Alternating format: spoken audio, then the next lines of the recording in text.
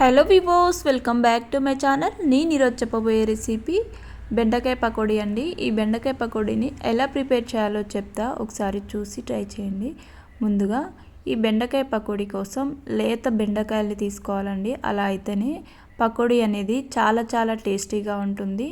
నేను ఒక 250 గ్రామ్స్ బెండకాయలను తీసుకొని ఇలా ఎడ్జెస్కున్న కాడల్ని కట్ చేసుకొని ఇలా 2 పార్ట్స్ చేసుకొని వీటిని ఇలా 4 ముక్కలుగా కట్ చేసుకోవాలండి. వీడియోలో చూస్తున్నట్టు ఇలా సన్నగా కట్ చేసుకోవాలి అండ్ పొడుగ్గా కూడా కట్ చేసుకోవాలి.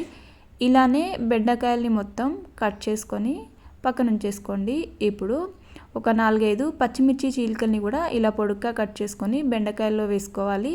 ఇప్పుడు ఈ బెండకాయ ముక్కల్లో 1/2 table spoon salt, 1/2 table spoon garam masala, 1/2 table spoon పసుపు, 1/2 టేబుల్ స్పూన్ జీలకర్ర, 1/2 టేబుల్ స్పూన్ ఓమా, 1 టేబుల్ స్పూన్ కారం వేసుకోవాలి. అలాగే 1 టేబుల్ స్పూన్ కార్న్ఫ్లోర్ వేసుకుంటున్నానండి. అలాగే 1 టేబుల్ స్పూన్ అల్లం వెల్లుల్లి పేస్ట్ వేసుకొని ఈ ఉప్పు కారం మొత్తం ముక్కలకు పట్టేలా బాగా కలుపుకోవాలండి.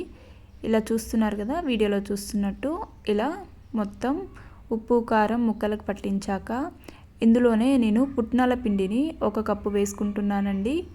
మనకు శనగపిండి కన్నా ఇలా పుట్నాల పొడి వేస్తే పకోడీ అనేది చాలా క్రిస్పీగా వస్తుంది. అలాగే చాలా టేస్టీగా ఉంటుందండి.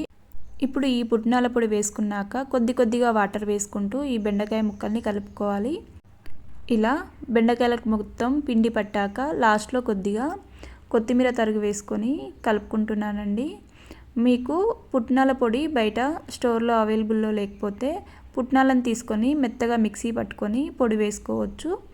ఇప్పుడు మనం పకోడీ ప్రిపేర్ చేసుకోవడానికి కడాయిలో డీప్ ఫ్రైకి సరిపడా ఆయిల్ వేసుకొని ఆయిల్ హీట్ ఎక్కాక మనం ఈ బెండకాయ ముక్కల్ని ఒక్కొక్కటిగా విడగొట్టుకుంటూ వేసుకోవాలండి. ఇలా బెండకాయ ముక్కలు అనేవి ఒకదానికి ఒకటి అతుక్కుపోకోకుండా విడివిడిగా వేసుకుంటే బెండకాయ ముక్కలు ఆయిల్లో ఫ్రై అయిపోయి ఏమాత్రం మెత్తగా ఉండకోకుండా మనం తినేటప్పుడు చాలా క్రిస్పీగా అనిపిస్తుందండి. చూసారు కదా, గ్యాస్ని లో ఫ్లేమ్లో పెట్టుకొని ఈ బెండకాయ పకోడీని ఫ్రై చేసుకోవాలండి. ఒక 5 మినిట్స్లోనే ఆయిల్లోని ఈ బెండకాయ పకోడీ అనేది ఇలా వేగిపోతుంది. చూసారు కదా, ఇలా గోల్డెన్ బ్రౌన్ కలర్ చేంజ్ అవ్వగానే మనం ఆయిల్లో నుంచి సపరేట్ చేసుకొని మరొక బౌల్లోకి వేసుకుంటే సరిపోతుందండి. ఇలానే మొత్తం పకోడీని ఆయిల్లో వేసుకొని ఫ్రై చేసుకున్నాక వేడిగా తింటే చాలా బాగుంటుందండి. మనకు అన్నం పప్పుచారులోకి చాలా టేస్టీగా ఉంటుంది. మీరు ఒకసారి ట్రై చేసి చూడండి. చాలా ఈజీ రెసిపీ అండి. మనకు శనగపిండితో చేస్తే ఎంత టేస్ట్ రాదండి. పుట్నాల పిండితో ఒకసారి ట్రై చేసి చూడండి. చాలా టేస్టీగా ఉంటుంది.